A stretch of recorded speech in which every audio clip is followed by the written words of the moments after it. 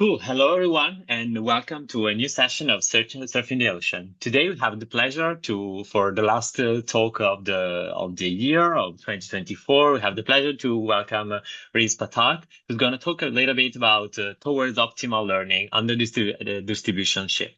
The floor is yours. Thank you. So thanks for the invitation to speak. My name is Reese Pathak. I'm a PhD student at UC Berkeley. And today I'll tell you about some recent work that I've been doing on the topic of distribution shift. So I think, we all are sort of familiar that machine learning models and AI are having sort of immense influence on our day-to-day lives. And so the question is, how does distribution shift enter into that picture? So let me begin by looking at this example from medical diagnostics.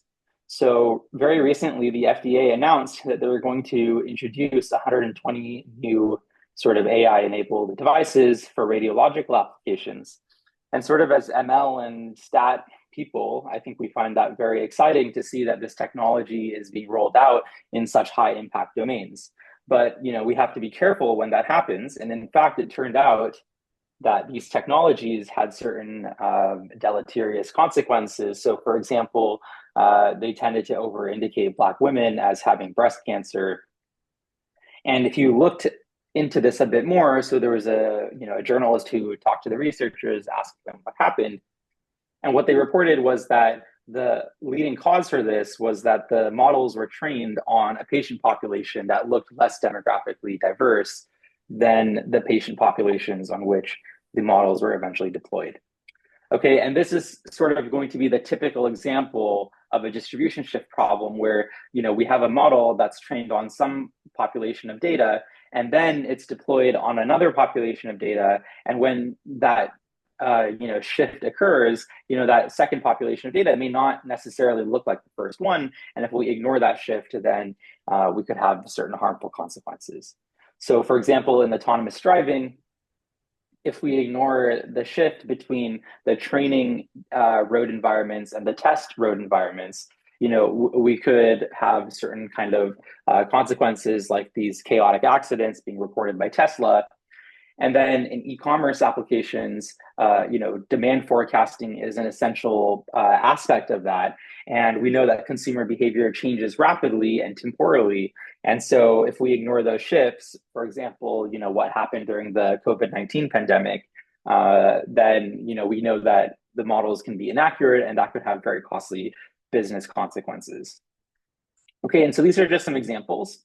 And so sort of abstracting away for a minute, what's happening? So I think it's useful to contrast to the classical view of machine learning or classical view of statistical learning. So in that model, it's sort of posited that we're going to collect data from a distribution P, we'll fit some large model, and then we'll go on to deploy our model from, on data that we hope looks like the same distribution, right? And so this is kind of the no shift sort of setting. But a more realistic view is that in many modern applications, such as the three that I alluded to before, the deployment environment, cannot really be modeled as as data coming from the same distribution as the collection environment. And when that happens, we have to cope with the distribution shift between the collection and deployment environments. And that could happen due to a variety of consequences, such as the temporal effects we talked about in the e-commerce applications, heterogeneity in patient populations and medical applications, the different environments that we have to encounter for autonomous driving. So, if I make absolutely no assumptions, then handling a distribution shift problem, it sort of is entirely impossible because, the two different distributions could be completely unrelated. So we have to make some kind of relatedness assumption. And so the first, assumption I'm going to make is that I'm going to assume that the type of distribution shift we're talking about is what is referred to as a covariate shift. So the idea is that we're thinking about a training environment or source environment P that we collect data from. And we have an idealized target or deployment environment, a distribution that we're going to refer to as Q. And the source and the target, both are distributions on pairs X and Y. So X are features or covariates, and Y are scalar labels. Okay, and the assumption is that the conditional law of Y given X is the same under the source and the target. Okay, so you can essentially think of it as basically the labeling model for the source and the target are the same. But we're allowing the covariate measures under source and target to differ. So that's referred to as covariate shift. And I think as the reference indicates, it's been thought about for at least 25 years almost, and certainly either as even works going back earlier. And so just to kind of pin down the model we're going to talk about, we're going to have access to samples X and Y drawn from the source distribution P. And so we can view that as a two-stage procedure. First, I generate X from PX, that's the source covariate law. And then, I generate Y from, P of Y given X, which is the same as Q of Y given X.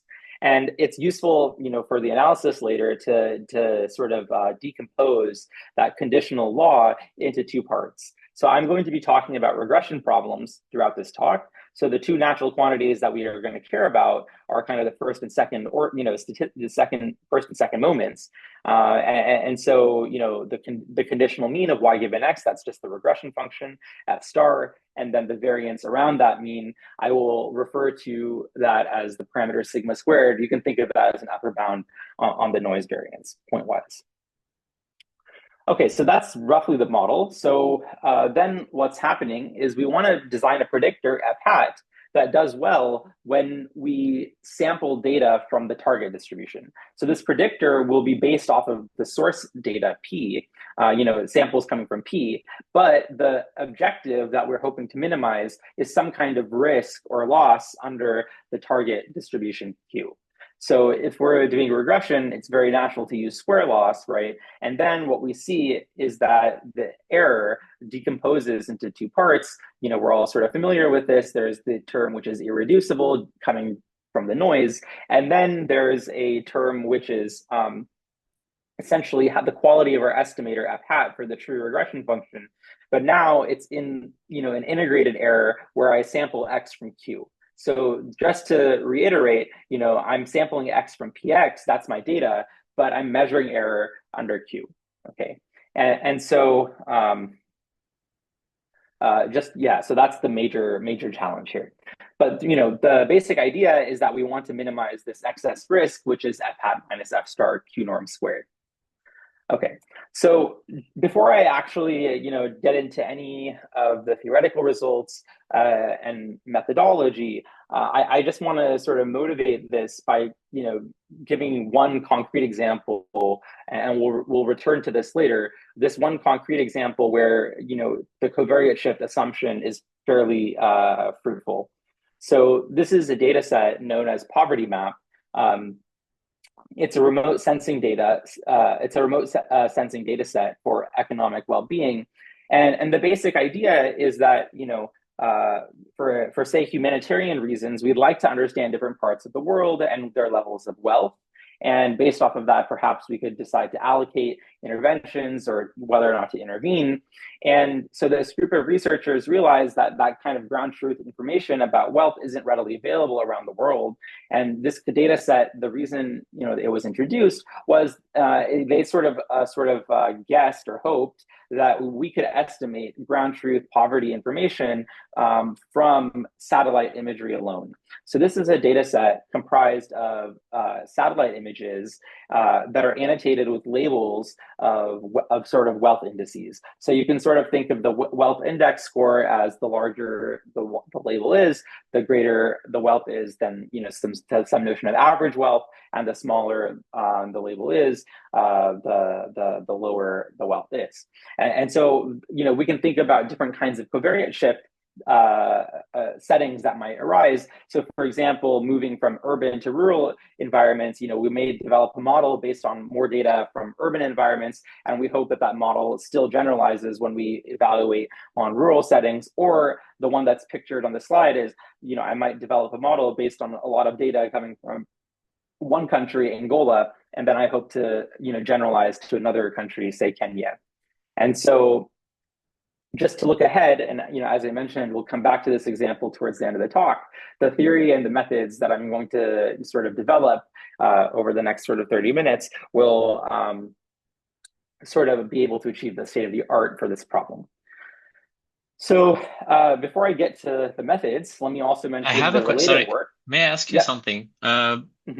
Is there like somehow a quantitative way to understand how good you're doing and how how much you have like this assumption is satisfied on your data? I don't know if my Yeah, question so the makes question of sense. test, the question of sort of testing whether or not there is a covariate shift, right? Yeah, Um, exactly. yeah, so that's I mean, if you just leave it that general, it's not testable, the problem. Like the problem of whether or not there's a covariate shift isn't testable, right? Because I can have, two covariate laws which differ, on a very small set, a set of measure which is exponentially small in the sample size. And then I have no hope of actually seeing that set given n samples, right? So there's no way to actually test that difference. But so I have to make some kind of assumption on how large the shift is in order to be able to test it, or at least in order to have power for that kind of test. But yeah, there's a literature on this. So this is this is the whole area of out of distribution detection, right? And so yeah, there is a literature on this problem.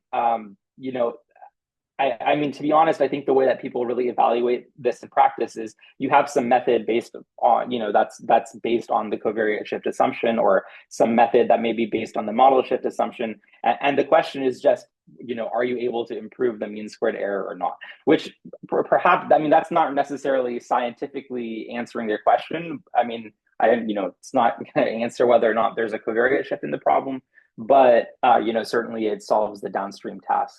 So, the short answer is I think that it is possible to design tests for covariate shifts. You have to place, some kinds of assumptions on what the shifts can look like in order to actually do it with finite samples.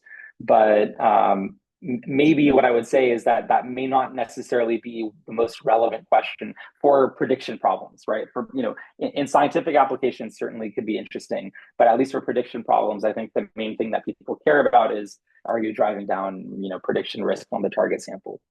Um, Oh, yeah. thanks. Mhm. Okay. So, um, great. So, yeah, I wanted to talk very briefly about how the results I'm going to talk about fit into the kind of the literature on distribution shift. So, at least specifically for covariate shift, there's been a ton of work, as mentioned, at least going back to 2000, and a lot of the work centers around the idea of the likelihood ratio. Basically, what people assume is that the target law QX, or the target covariate law QX, is absolutely continuous with respect to the source covariate law. And then when that happens, it makes sense to, of course, to define the likelihood ratio between the two covariate laws. And then if I have the likelihood ratio, it certainly, makes sense to consider, the likelihood ratio being more or less regular. So people have looked at, for example, bounded likelihood ratio or moment constraints on the likelihood ratio. Or more generally, you can talk about divergences, which are essentially, moments of a function of the likelihood ratio. And so this is very popular in the DRO literature. Then, there's, oh, whoa, sorry. Somehow I got the slides advanced way further. I think I must have clicked a link on my slide. Um, um, 1 second. So,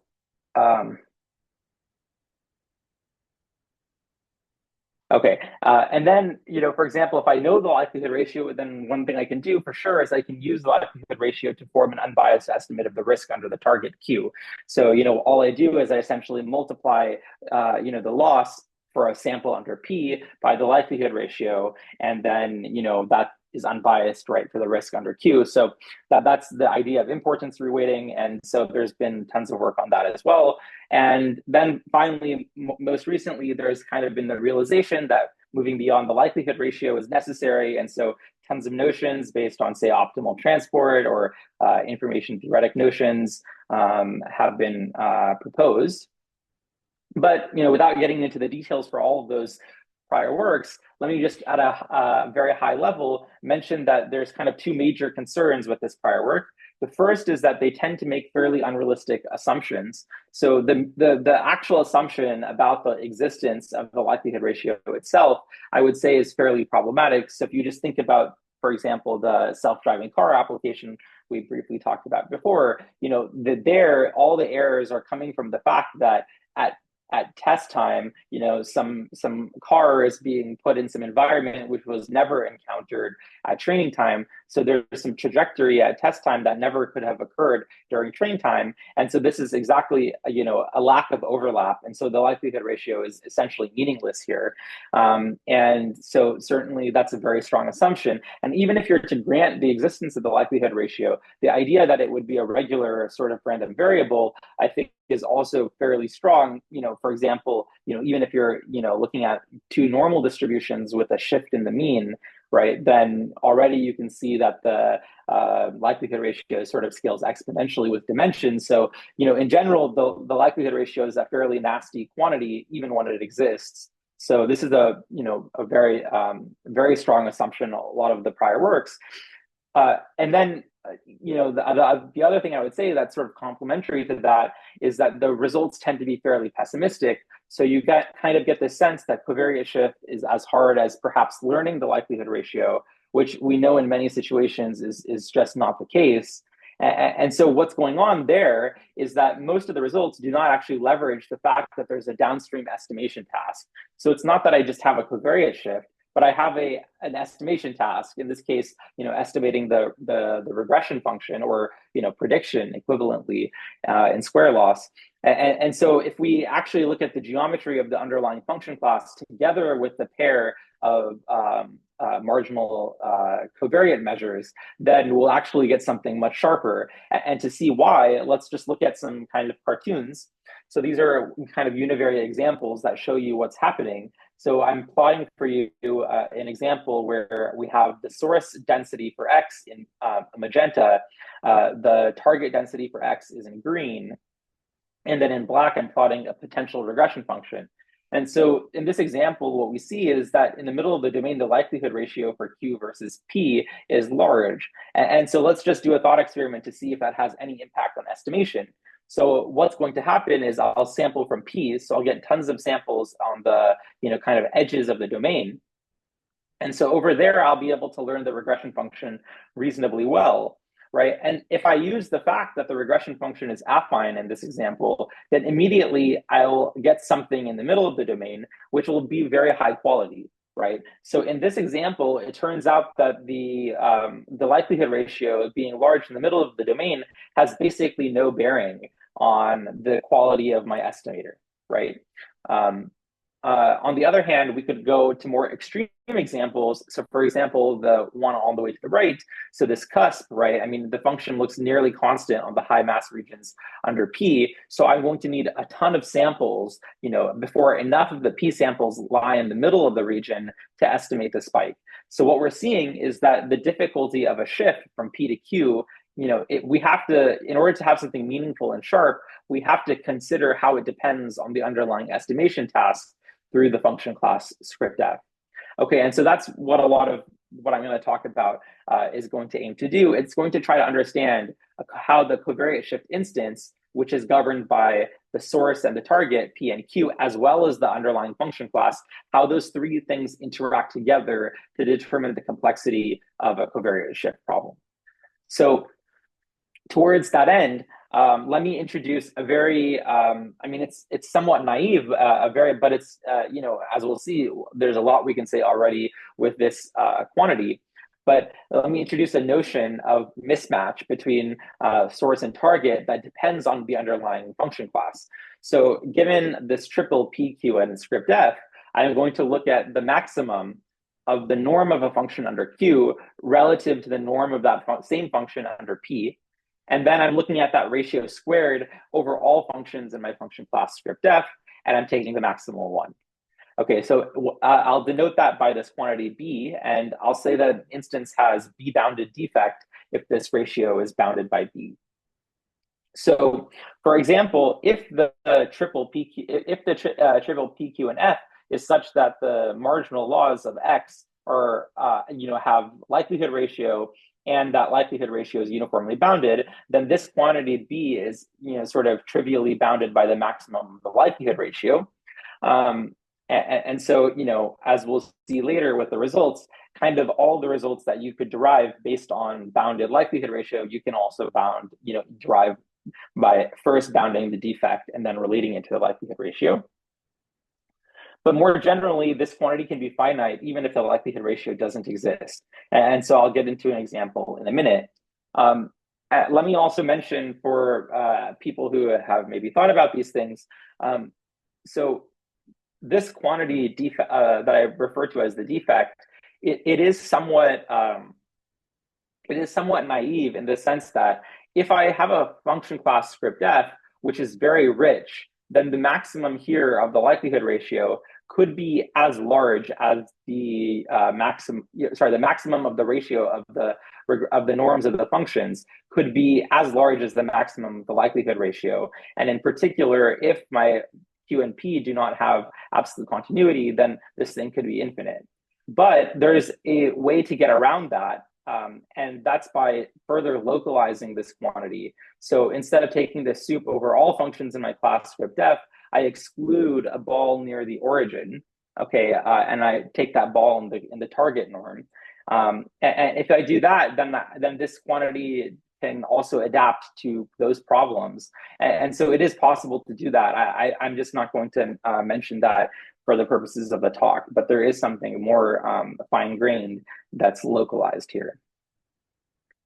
Okay, so just to understand how this defect behaves, let me look at the class of linear functionals. So I'm looking at linear functionals in R to the D, and I'm looking at a source and target law, which are both normally distributed, but they have different covariate law means. Okay, and so just to kind of have an understanding of how this problem behaves, so you should sort of think of it as the complexity of the problem depends on the covariate mean in the following sense. Because I'm observing, let's say, signal plus noise, right? I'm observing theta dot x plus noise. The basic complexity of the problem is determined by the signal to noise ratio, and that signal to noise ratio will depend on the covariate law mean.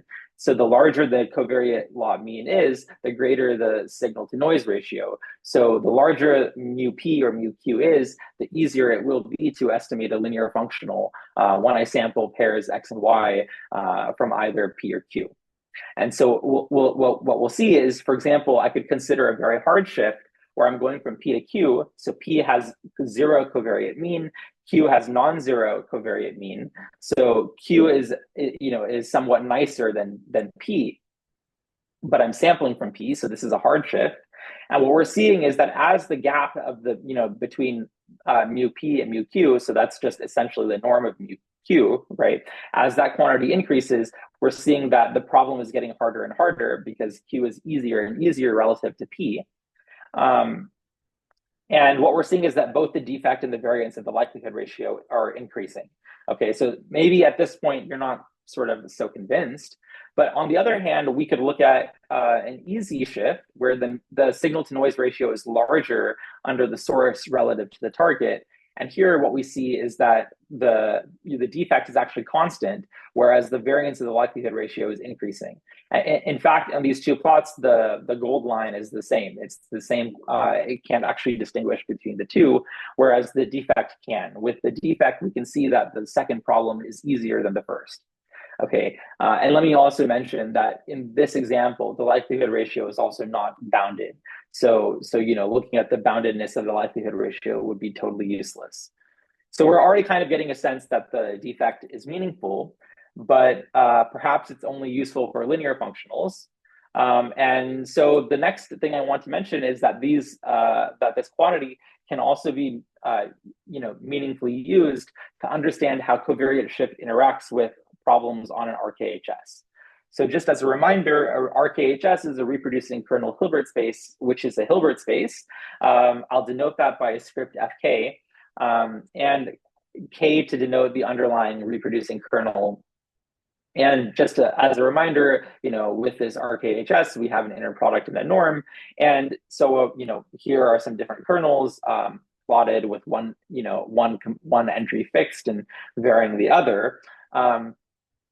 And just kind of the main thing I wanted to sort of mention about RKHSs, and the main thing I'll need, is a notion of complexity for RKHSs, and that complexity is one that we'll see in the statistical results in a minute.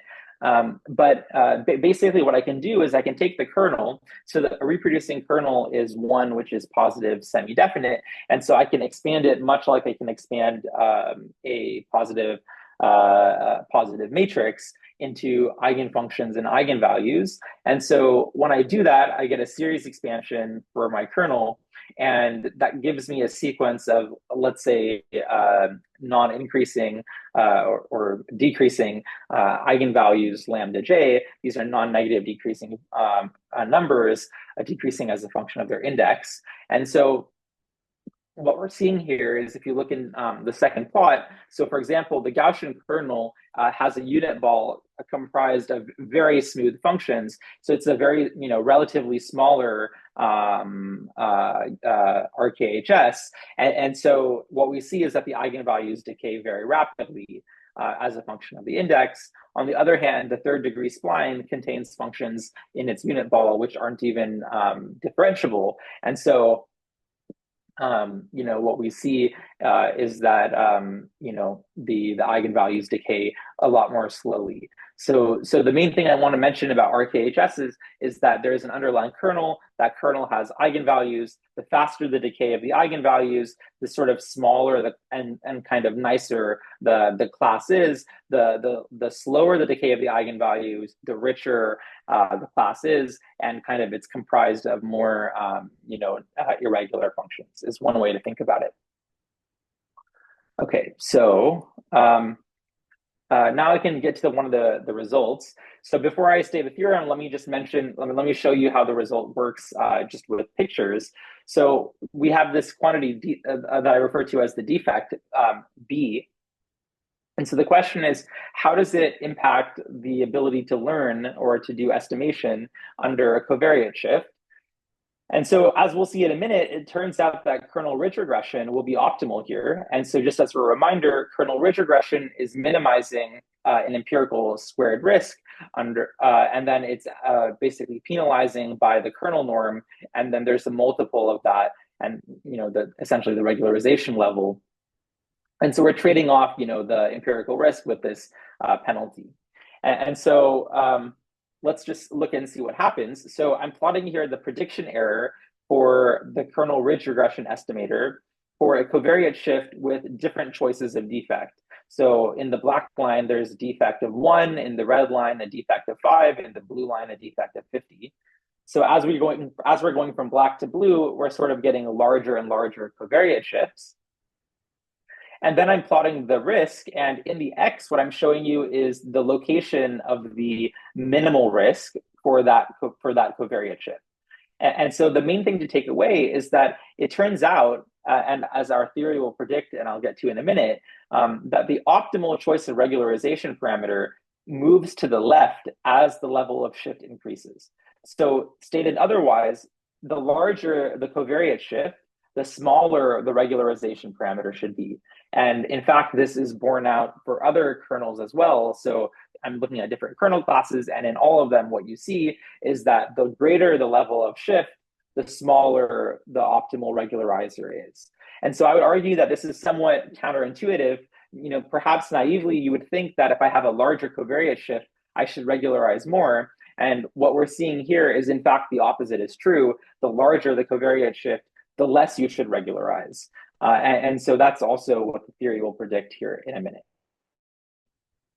Okay, so with all of that said, let me get to one of the main results. So it's the same sampling model as indicated before. So I have n IID pairs, xi, yi.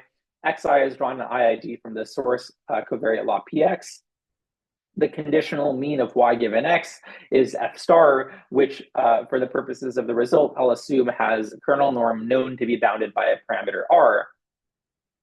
And then the noise, I'll assume, is observational noise with variance sigma squared. So one of the main results then is that for a covariate shift with b-bounded defect on an RKHS, so we have PQ and FK with defect B, we can achieve the following error. So what I'm bounding is the worst case over all regression functions that have kernel norm bounded by R, the expected prediction error for my target law, and the expectation here is over the samples.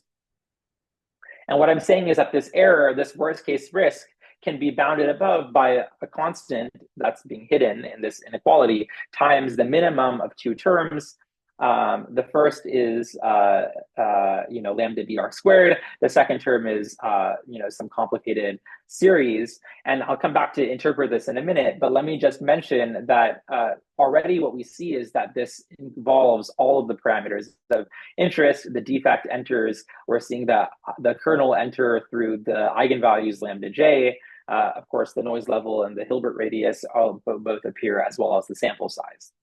And what's also interesting is that this guarantee is essentially unimprovable among b-bounded defect instances.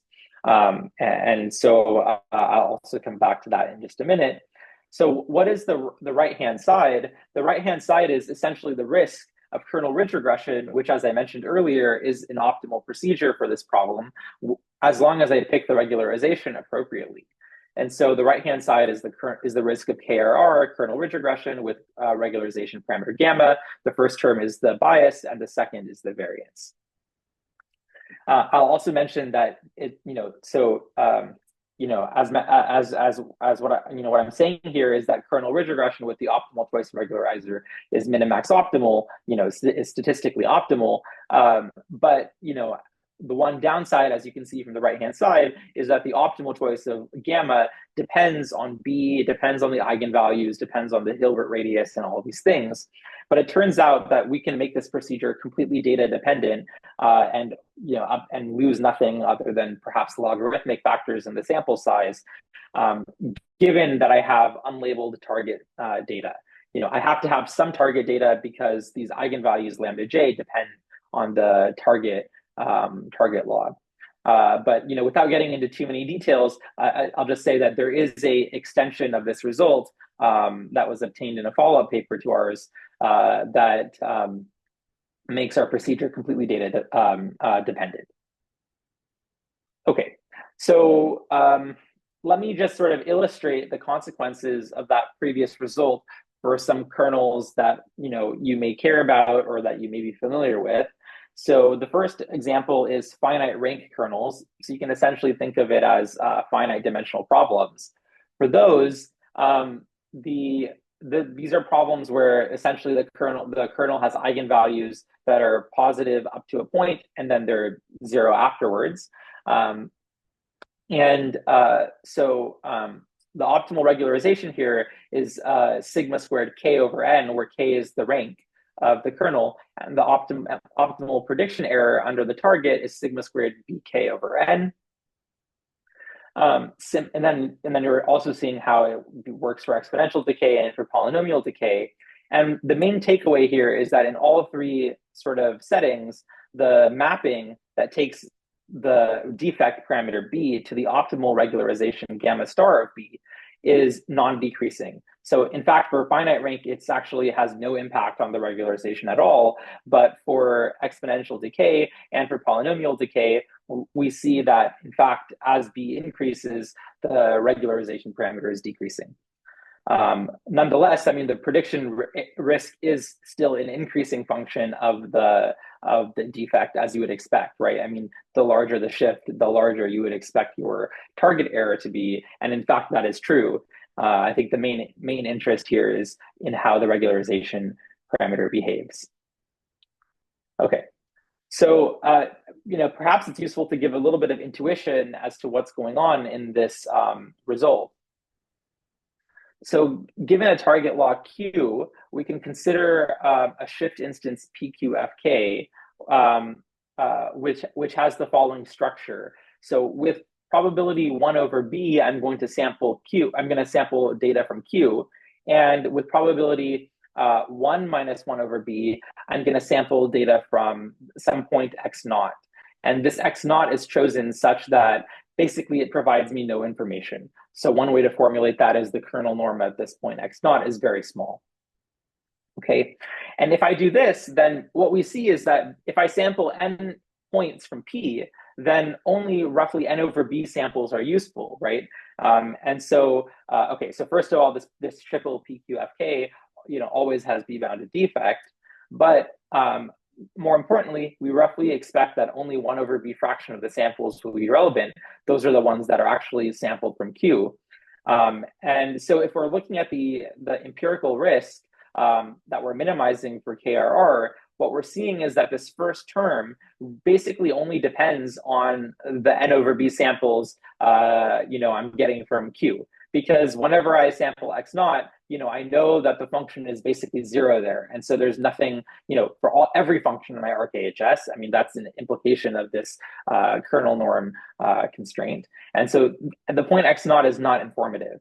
And so this argmin can be restricted to those samples that are coming from Q. So basically there's a subset of samples, of the n samples I hat, okay, and that's sample size is roughly n over B. So if I multiply this empirical risk by B everywhere, so that doesn't change the argmin, right? Then what I'm getting is the following risk. So I'm getting roughly the empirical risk for n over B samples from Q. But as we see, the regularization has now changed to gamma B. So just to reiterate, I am effectively minimizing over n over B samples from Q. So I'm decreasing the number of samples, but I'm increasing the regularization to gamma B. And so if I basically do this back of the envelope calculation where I'm picking gamma B to be the optimal regularization for n over B samples, then we'll precisely obtain the undersmooth choice of gamma that I alluded to before. So essentially, this is what's happening in the analysis: is that roughly 1 minus 1 over B fraction of the samples are useless, and then the regularizer is going up from gamma to gamma B. Okay, so let me also mention a related result. So given the result on KRR, you might wonder, well, okay, KRR is optimal. It didn't use the likelihood ratio. It basically didn't do anything other than undersmoothing.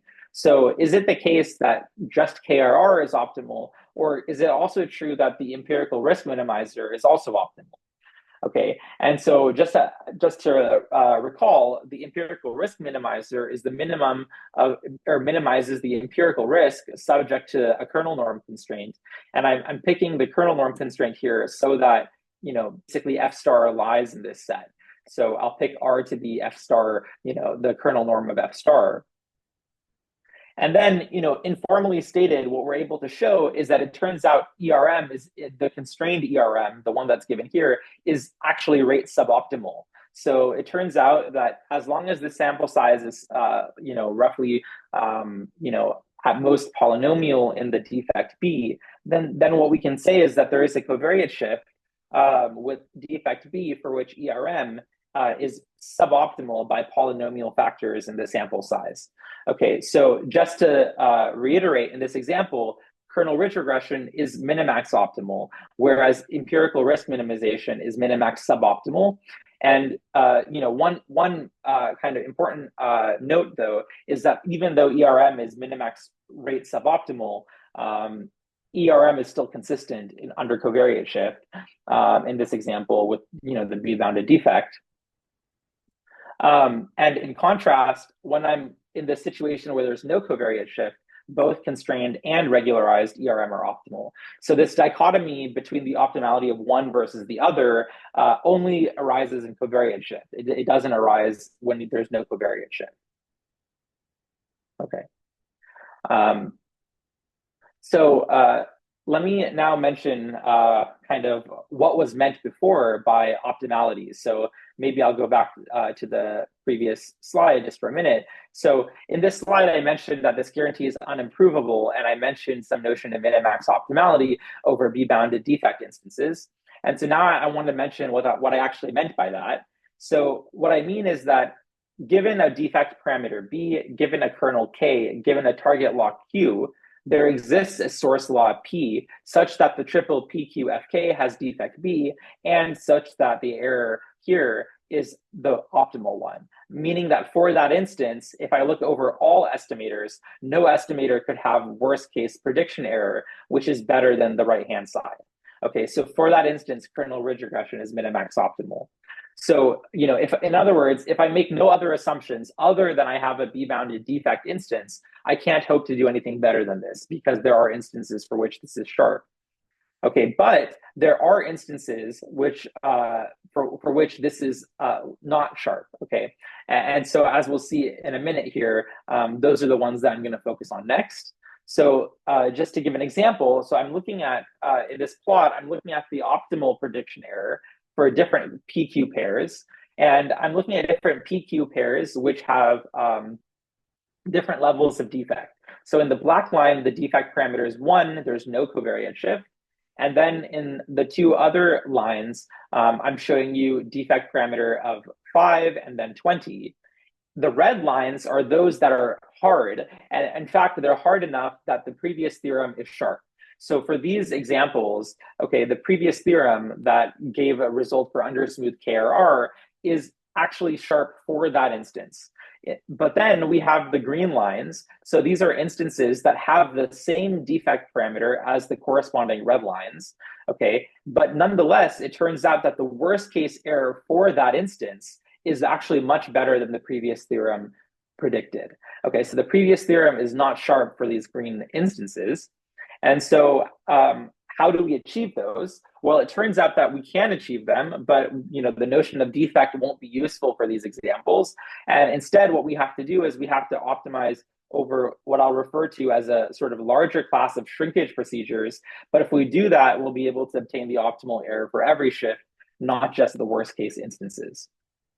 Okay, so just to illustrate how this works, so in a follow-up paper, I introduced this procedure, which I refer to as generalized shrinkage. So it's the following procedure. So it depends on this positive self-adjoint operator, a linear operator on the underlying Hilbert space Fk. So that's this omega star parameter. Okay, and then what I'm doing is I'm minimizing a sum of two terms. I'm minimizing an empirical risk plus, again, some penalty. But that penalty is essentially the inverse of this parameter omega star. And then what I'm doing is I'm not minimizing over the whole RKHS. I'm just minimizing over this part of the RKHS for which the constraint is active. So that's the range of the parameter omega star.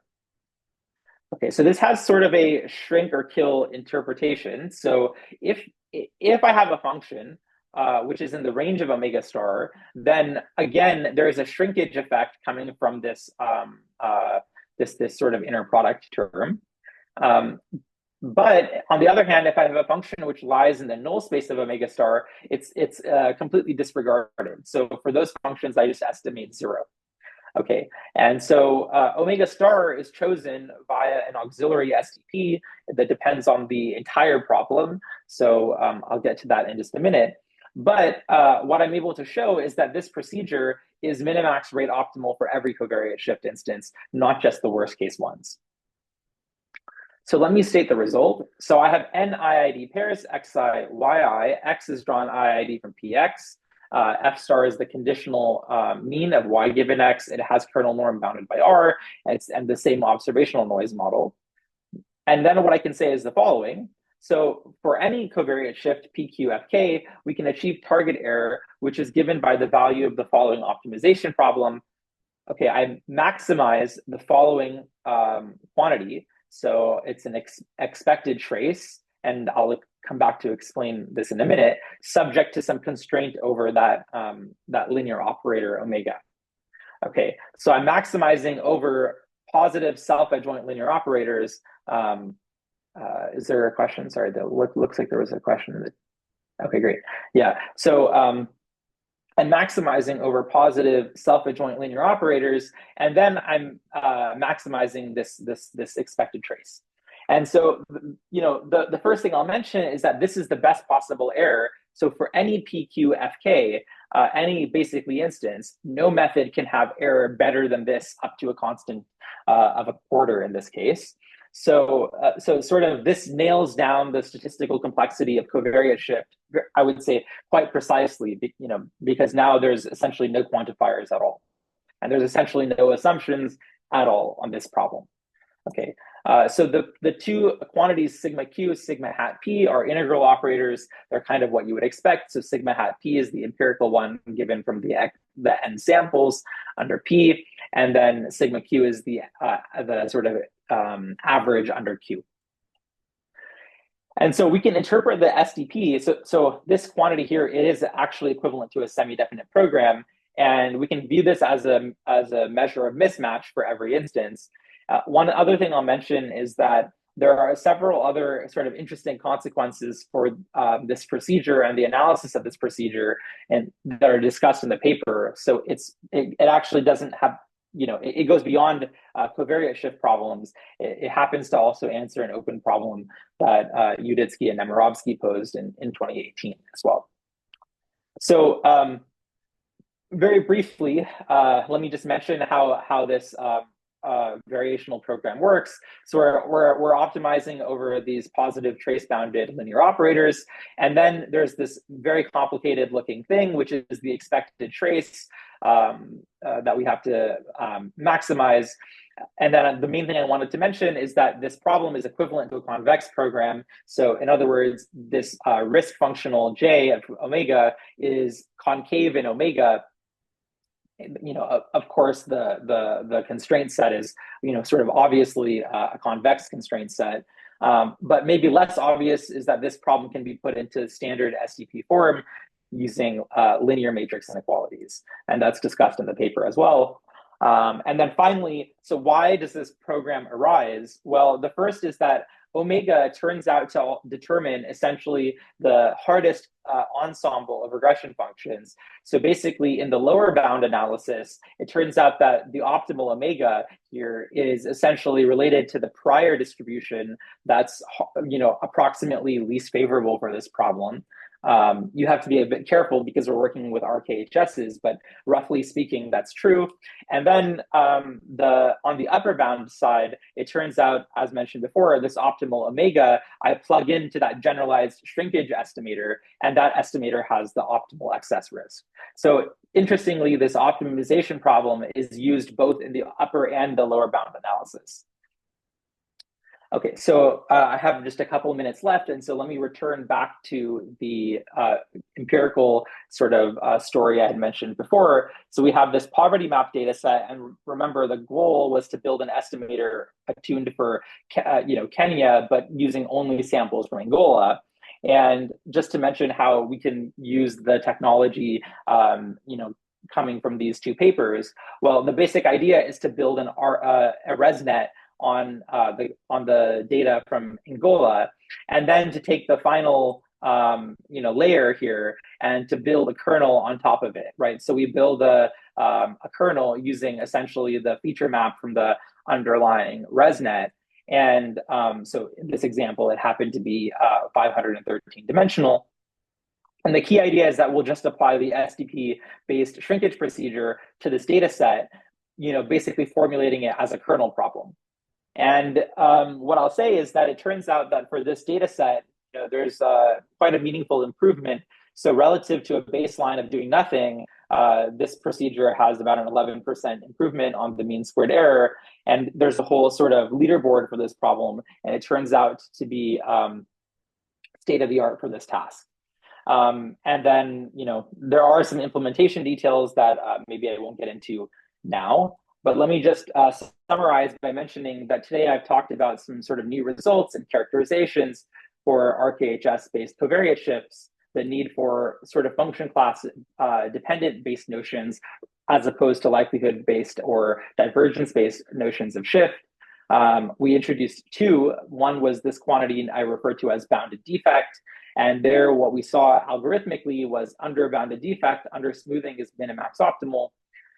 But the drawback was, it's only optimal for the worst case instances. But working a bit harder, we can also get the optimal rates for every instance. But then the procedures get quite complicated. It's based off of this SDP. So there we had some new ideas as well, this new family of generalized shrinkage procedures, which to my knowledge weren't in the literature prior. So this is based on joint work with some fantastic collaborators, Kong Ma and Lin Zhao at Meta, and one of my advisors, Martin Wainwright. And both of the papers are in the annals. And there's also some more recent work that I've been doing on covariate shift for other sort of problem settings. But let me wrap up and mention and take any questions now. Thank you.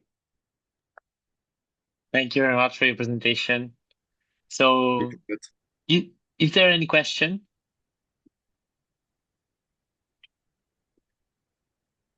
Maybe I can start first. I was interesting at some moment, like you said, that like all these fine tuning of the parameters that you use in the ridge regression can be data driven, and I was wondering if you can expand a little bit on that. Because like it's sort of linked with what I asked before, in the sense that like how to measure these similarities in some sense between like your test function, your test data, and your training data, and so I was curious about that. Yeah. So let me go back to this result, and I can mention. So so you're referring to basically the comment I made down here about how to make it fully data dependent. So just a couple of comments. So there's a couple of things here that are kind of traditional in learning or model selection, right? So basically what we have is we have a KRR estimator, and then we want to select the optimal choice of gamma, which is the regularizer. Okay, so there is some phenomena here that already appear in the kind of the classical no covariate shift setting. So for example, adapting to the Hilbert radius and the noise level. So let me not mention that now. That can be dealt with in kind of a standard way. The main interest here are to the two unknowns, which are the defect parameter B, which depends on the size of the shift, but also the eigenvalues lambda j, which to be fair, I didn't get into this, but when we diagonalize our kernel, we do that with respect to some probability measure, or with respect to L2Q in this example. And so lambda j also depend on the target log Q. So that's the reason why you need some unlabeled samples if you ever hope to have a handle on these lambda j's. But so what is this data dependent procedure? So what it does is the following, and this is, to be clear, not my contribution. This is someone who was working, on a follow-up to ours. But it's a very nice idea. The idea is the following one.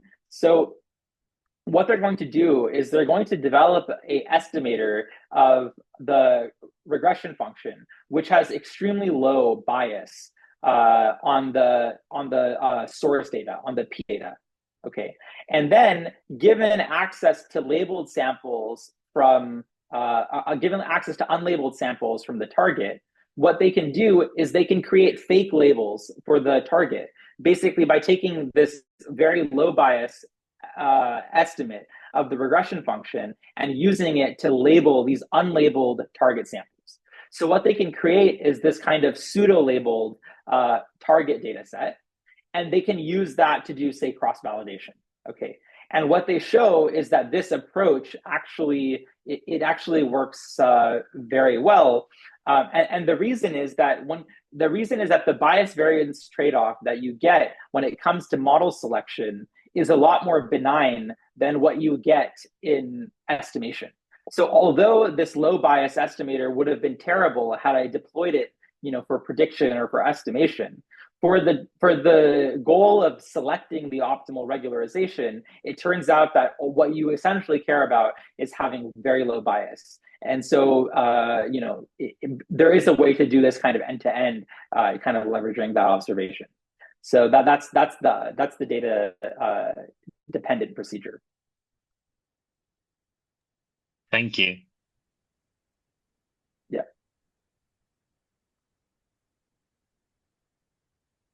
And can you go a little bit on like the last on the shrinkage algorithm that you just presented? Mm-hmm. This one you're talking about, right? Yeah. So, Yeah. so there's the main difference between this and KRR is there's two main differences. The first difference is that the regularization here is essentially at like you can think of it as like infinite regularization in Okay. certain directions, right? That's because those directions I essentially am forced to estimate zero. Those are the ones that are in the null space of omega star. And then the other difference to KRR is that KRR is a sort of it's a uniform penalty in every direction, right? I put a multiple of I put basically a gamma penalty in every direction in my RKHS.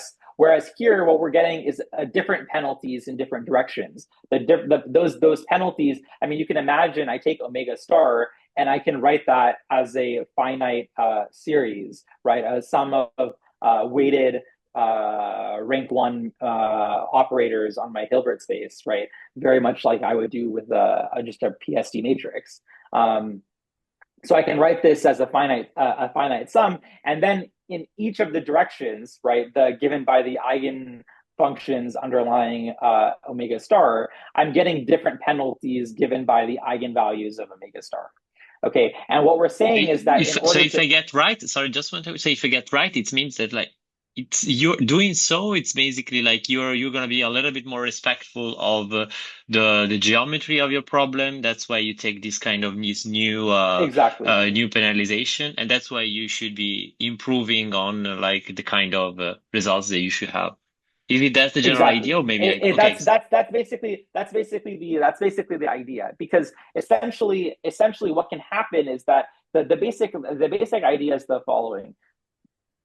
I have a kernel which I diagonalize under Q, but I'm sampling from P. And so there can be two things that happen, right? The first thing that can happen is that my kernel could have different eigenvalues under P. That's for sure. But the other thing is that the eigenfunctions also can change under P. And so because of that, not only am I getting different eigenvalues, but I'm also getting a rotation. And so this omega star is able to accommodate both of those things, whereas KRR cannot. There provably are examples for which KRR would be suboptimal relative to the generalized shrinkage procedure, and that's simply because it's putting a uniform penalty in every direction. So. And and just to wrap it up, maybe last question, and then we can stop. But Yeah. how computationally heavy is this procedure Oh yeah, yeah. So this is compared to the yeah. previous So one? apart from finite rank examples, I don't know how to implement this efficiently.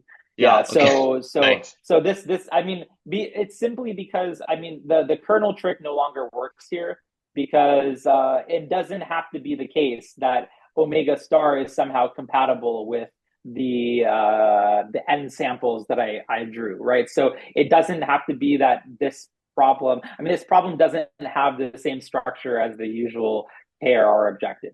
So two things. First of all, implementing this procedure, how to do that efficiently, that's a great question. I would be wonderful to have a resolution to that. The other thing that's very unfortunate is that in order to actually implement that procedure, I need omega star. And in order to get omega star, I have to solve this SDP, which is an SDP in an infinite dimensional space.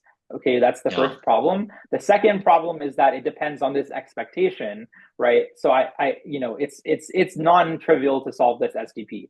I mean, there's like a few examples in the paper where by hand we can solve the SDP, but like besides those, that we don't actually know how to do it. I mean, and that's another great question would be, is there a computationally efficient way to do it?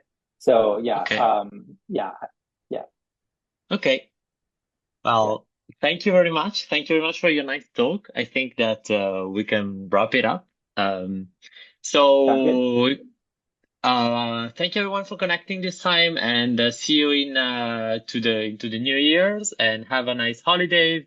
And we're gonna see each other now. The Surfing the Ocean is gonna change its format somehow. We're gonna have just one talk every 2 weeks, and we're gonna see each other on Thursday, the January 16th, with a talk by Lydia. So in the meantime, enjoy your holidays, and see you. Bye bye. Gerard, goodbye. Thanks, Reese.